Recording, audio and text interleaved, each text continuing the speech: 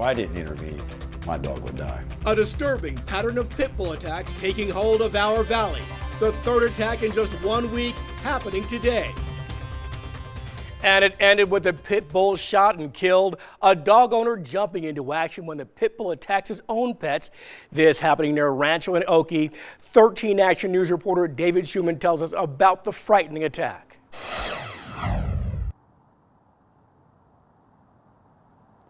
If I didn't intervene, my dog would die.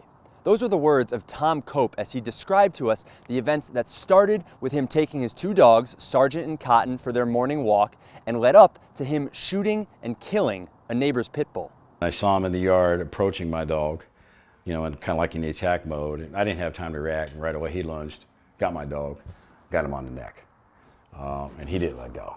Not at all how Tom wanted to spend the morning of his niece's graduation party. I was pissed, quite frankly. It shouldn't have happened.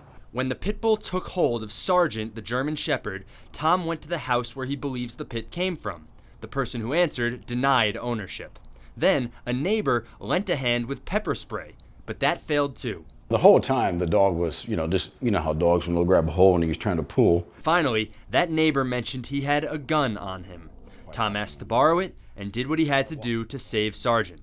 The pit bull died on the scene. Hopefully the individuals there at the house, they've learned their lesson, and, if you're not going to take care of your dog, you shouldn't have a dog. Sergeant is home from the hospital, recovering with minor injuries. The pit bull owner was cited for charges of dog at large.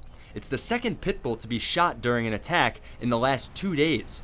And earlier in the week, a pit tragically killed a 6-month-old baby. That dog was put down.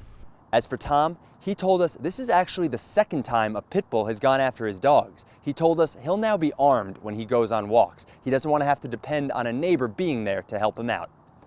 Near Rancho and Oakey, David Schumann, 13 Action News.